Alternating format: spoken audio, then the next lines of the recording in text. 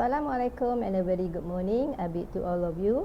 Welcome to English Language Live Streaming PdPR with me, Madam Rosnah Binti Shaari. Okay, let's look at the content of the presentation today. It is divided into 4 sections. The first one is format of SPM examination for English language. Then we'll look at the allocation of marks. We'll continue with parts of 1119 paper, stroke 2 paper. And lastly, we'll look at part 1 of 1119 stroke 2 paper. Okay, the paper is presented from general to specific. Okay, objective. There are 3 objectives for this presentation. The first one is for you to state the different skills tested in SPM. And then you're going to list the different parts in the 1119 stroke 2 paper. And lastly, you are going to write an email. Okay, are you ready to start? Okay, let's look at the first one, the format of SPM CFR 1119 English language. Okay, we have reading, writing, listening, and speaking. So there are 4 papers altogether. Now let's look at the allocation of marks. Okay, as you can see here, all 4 papers carry the same weightage. All 4 papers are given 25% each. That means all 4 papers are equally important. You have to pay attention to all 4, not just on 1, 2, or 3. Okay, we have completed our first section. Now, it's the time for you to do task 1. Answer the following questions. How many skills of English language are tested in the SPM examination? 2. List the skills. And 3. How many marks are allocated for each skill? Okay, please write the answer in your notebook. Let's proceed to our third section, that is 1119 stroke 2 writing. Okay, for your information, there are 3 parts in the paper. The time given is 90 minutes and the marks allocated are 60. Now we are going to look at it in detail. Okay, the first part is short communicative writing. It is an email. You are supposed to write about 80 words. The time given is 20 minutes for you to write the email. And the marks allocated are 20. The second part is the guided writing. Okay, it is an essay form. You have to write between 125 to 150 words. The time given for this part is 30 minutes. And the marks allocated are 20. The last part is extended writing. There are 4 forms in the extended writing. The first one is report. The second one is review. The third one is article, and the last one is story. In the exam, 3 of them will come out, but you only need to choose one to write on.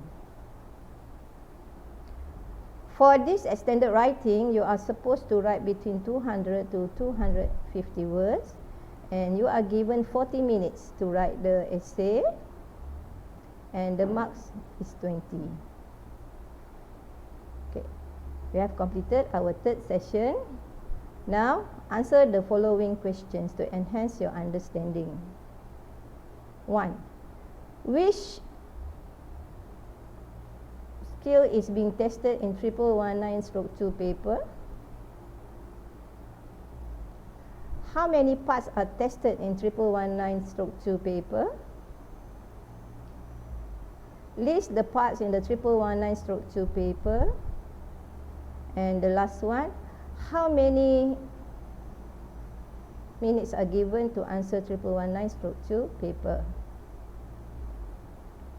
Okay, like before, Please write the answer in your notebook. Okay. Now, we have reached the last section of the presentation, where we're going to look in detail. Part 1, short communicative skill.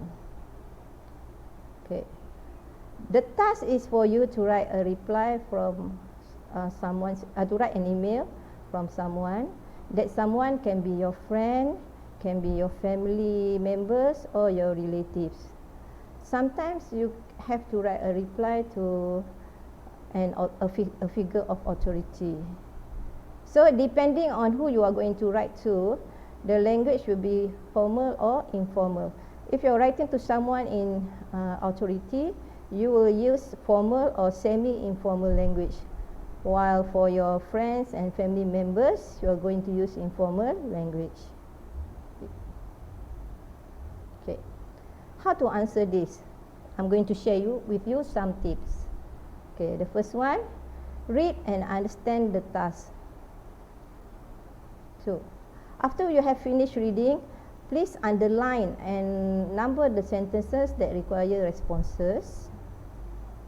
After that, write the responses briefly. And lastly, write at least a 3-paragraph email. Okay, the 3 paragraphs are, the first one is introductory paragraph. Then we have the content paragraph. For content paragraph, it can have 1 paragraph or more.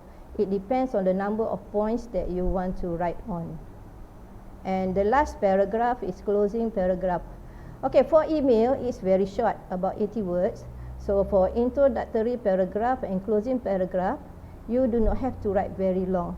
1 or 2 sentences should be enough. Focus more on the content paragraph. Okay. Now I'm going to share with you the examples of the email. Okay, let's read together. You receive an email from your friend, Lisa. You receive an email from your friend Lisa, who will be joining Teacher Training College next month. Hi there, how are you? I've got a good news. I received an offer to pursue my studies at a teacher training college. Do you think I've made the right career choice? What are the qualities of a good teacher? Will I make a good teacher? I'll be waiting for your reply. Bye. From Lisa. Okay, from here you can see, hi there is the opening paragraph.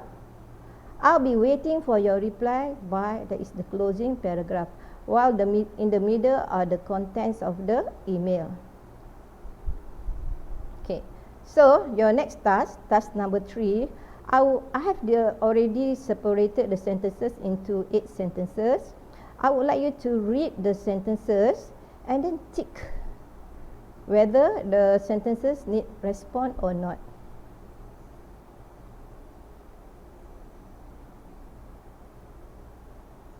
Are you done? Okay, now let's look at the answer. Okay, sentences that require responses. Hi there. Okay, you should respond to this greeting. And this is a sample of the greeting that you can use, hello or hi. Sentence number 2, how are you? This is a question. Definitely, it needs a response. So you can answer it, I'm fine, I'm great, I'm doing good. Okay? Look at question number 3. I received an offer to pursue my studies. I've got a good news. I received an offer to pursue my studies at a teacher training college.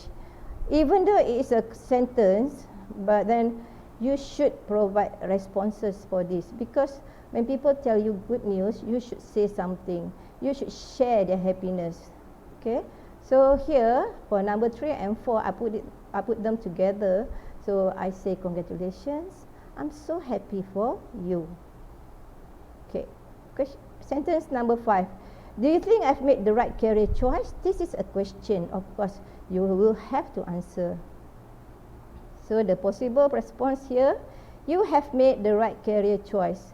And then you should provide supporting statement. It can be one or two statements. For example, teaching has been your ambition since your childhood. Okay. Number 6, same like number 5, it is a question. What are the qualities of a good teacher? So here, you can say, you have all the qualities of a good teacher, and then you can proceed with the supporting statement like, you are very patient with the kids, you do not lose your patience easily. Okay. And then sentence number 7, will I make a good teacher? That is another question that requires a reply. So you can reassure her, don't worry, you will be a good teacher. I've seen you teaching the other classmates, for the supporting statement. Okay. Are you okay? Okay. Now, to help you out to write the sentences for the email, we have prepared a writing frame for you. These are examples of sentences and expressions that might help you to write the email. Okay? You can find the writing frame in your